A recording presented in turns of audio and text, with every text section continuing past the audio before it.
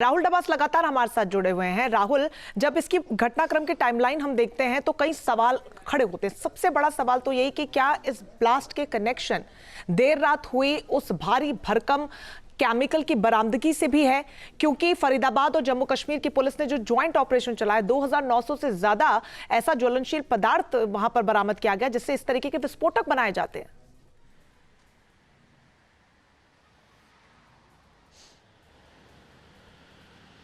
निश्चित तौर से किसी भी संभावनाओं से इनकार नहीं किया जा सकता और यही बात रंजना गृह मंत्री अमित शाह ने भी की थी कि आतंकी एंगल हो या बाकी तमाम एंगल हो उनसे तफ्तीश की जा रही है। और यही वजह है कि 9:30 बजे जो बैठक रखी गई है, लगभग 10 बजे के आसपास उस बैठक की शुरुआत होगी और 11 साढ़े 11 तक काफ़ी हद तक चीज़ें स्पष्ट हो जाएगी। और ये पहले मीडिया में नहीं बताया जाएगा, बल्कि सीधा हो सकता है कि इस बैठक में NSG डोवाल भी शामिल हो और उसके बाद बैठक की जानकारी सीधा प्रधानमंत्री को दी जाए और उन्हें ब्रीफ किया जाए कि प्राइमा फेसी एविडेंस कैसे मिले हैं। क्योंकि फॉरेंसिक टीम्स की बात करें, NIA की बात करें, दिल्ली पुलिस की स्पेशल सेल की बात करें, यहां तक कि military intelligence bureau, raw, RNAW, तमाम एजेंसीज मिलकर के काम कर रही है इसकी तफ्तीश को लेकर के, ताकि फैक्ट्स और फिगर्स के साथ प्रधानमंत्री को ब्रीफ किया जाए कि इसके पीछे कौन हो सकता है और किस तरह के विस्फोटकों का इस्तेमाल किया गया। क्योंकि दो चीजें सबसे अहम हो जाती है। पहला तो ये कि जो गाड़ी है 7 बजे के आसपास लाल किले के पास पहुंचती है। लाल किला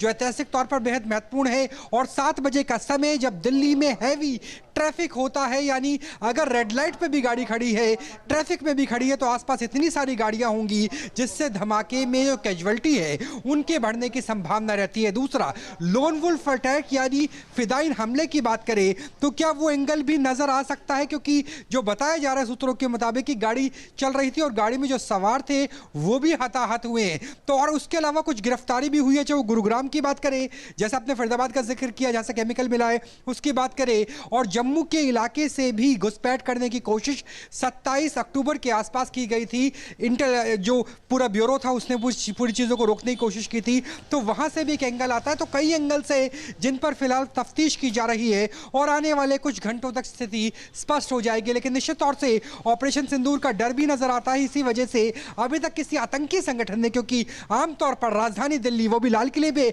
ऐसा धमाका हो तो आधे घंटे के अंदर आतंकी संगठन इसकी जिम्मेवारी ले लेते थे, लेकिन इस बार ऐसा कुछ भी नजर नहीं आया। क्योंकि इससे पहले बिल्कुल राहुल, आशंका इसलिए भी ज्यादा बढ़ जाती है क्योंकि इंटेल को जानकारियां मिल रही थी पिछले लंबे समय से और इसीलिए ज्वाइंट ऑपरेशन भी चलाया गया था।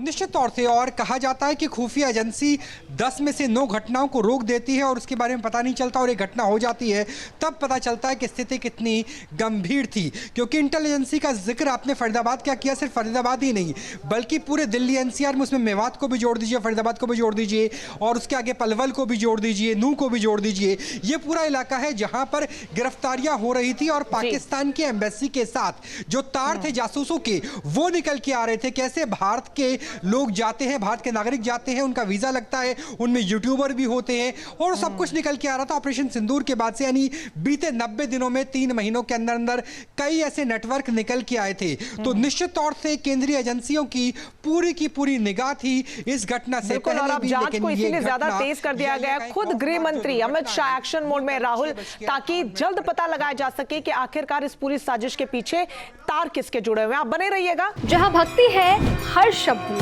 कथाओं में छुपे हैं दिव्य रहस्य और ज्योतिष देता है जीवन को दिशा। धर्म से जुड़ी हर बातों को जानने के लिए हमारे चैनल स्तुति को सब्सक्राइब करें। चैनल पर जाने के लिए इस लिंक पर क्लिक करें।